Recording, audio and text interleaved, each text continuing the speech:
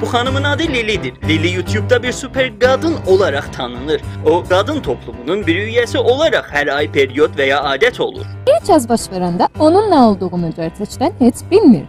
Tualetə getdim, at paltarımı çıxardım.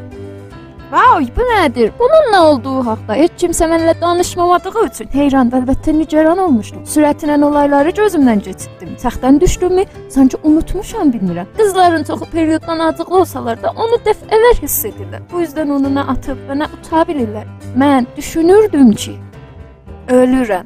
Mən ölürəm. Kadınlar periyod olarkən bədənləri boyluluğa hazırlanır. Bizim nəslimizin ardıcıllığı ona bağlıdır. Kadınların bədəni hər ay qarmaşıq və inanılmaz bir sürəci keçirirlər. Bu sürət periyod döngəsi adlanır. Hər nəmənə yumurtalıqlardan başlayır. Hər birisi 7000-dən artıq yumurtayla doludur. Yumurta rəhmə yetişmək üçün 3 gün yolda olmalıdır. Yumurta yoldaykən rəhm bir bəsin və həyata gərəkən bir yataq və duvarı hazırlayır. Uyğun bir durum yaranarsa sperm yumurtayı döllər və boyluluq rəhimdə başlanar. Amma bundan öncə rəhimdə ulaşan bəsin duvarı dəstəkləmək və qorumaq üçün yumurtalıqlar estrogen və progesteron hormonunun üretimini artarlar. Bu hormonlar qan axışına qarışıb bədən və beynimizə axarlar. Beləliklə estrogen və progesteron hormonları beyində olan başqa kimyai məvadlarla tədaxüla yeyib periyod öncəsi sendromuna ya da qısa adıyla PMS-ə yol açar.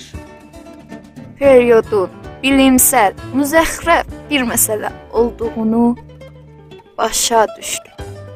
Beynimizdə bir sürü doğru işləməyən kimyai mavadlar var və hər ay mənim zehnimlə oynayırlar. Dur bir dəqiqə. Yəni bilim, mənim əsablarımla oynayır. Mənim hələ periyodum başlamayıb, amma mən əsəbiyəm. Periyod öncəsi sendromu qaydəlik və ya adət deyil. Bu millət içində ən yaygın yanlışlıqlardan biridir. Sendrom gerçəkdə qan ləkələrin görünməyindən 7 ilə 14 gün qabaq başlanır. Bunun nədəni rəhimdə zəngin duvar oluşturulurkən estrogen və progesteron səviyyəsinin çoxalmasıdır.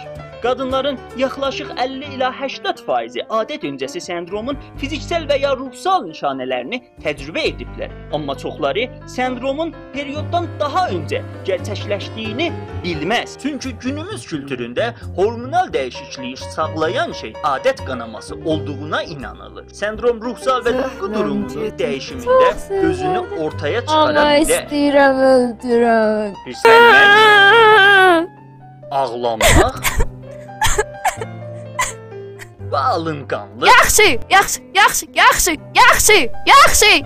PMS özünü fiziksel belirtilərlə də göstərə bilər. Qarın ağrısı, yuxu pozukluğu, ürəkbulanma və qadının PMS-i bir-birindən fərqli olduğu üçün sağlıq uzmanları bu qonunun necə olduğunu bütünlüklə bəlli edə bilmirlər. PMS-in başqa fiziksel dəyişiklikləri də olur. Beyində duyğuları ayarlayan amida çalışmasını artar. Bu yüzden serotonin adlı xoşluq duyğu hormonu və sakinləşdirici qabanın səviyyəsi azalıb, istirab və stres daha çoxalar. Yaxşı, mənim necə belə olduğumu bilmək istəyirsiniz. Bu qədər təpkimə və olay mənim bədənimdə olurkən əsabım qarışır və mən də duyğularımı kontrol edə bilmirəm. Örnək üçün sevişmək istəyirkən bədənimə toxunmamaq istəyirəm. Sən nə qədər yaraşıqlısan, amma acıqlıyam səndən və birdən-birə göylüm şokolad istəyir.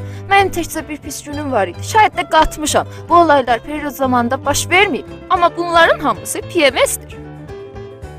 Qanama başlayarkən bir anda hormonların səviyyəsi düşər. Doğurganlıq olmasa estrogen və progesteronun səviyyəsi azalar. Bədən doğurganlığın baş verməməyini başa düşüb. Döl üçün öncədən hazırlanmış zəngin duvar parçalanaraq çöküb bədəndən boşalmalı olar. Əlbəttə, bu boşalmağın da çətinlikləri var.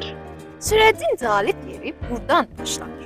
Beynimdə hormonlar get-gəldə olmasalar da quşa gəlməyən qanlı duvarları bədənimdən boşaltmalıyam. Biraz açıq-aydın danışmalıyam. Əzələlərin tutulmasını, şişkinlik və minlərcə başqa şeyi dəf etmək istəyirsən, amma edə bilmirsən. Periyod bitdikdən sonra yenə də döngə başlayacaq. Bu döngə insan nəslinin ardıcıllığı üçün gərəklidir. Əziz bəylər, çətin keçən günlərim insanlığa bir xidmətdir. Dünyada neçə sabit döngəmiz vardır.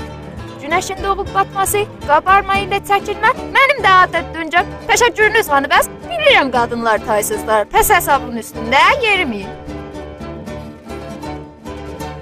Adət döngəsi gerçəkdən olmasaydı insanın varlığı təhlükəyə girərdi.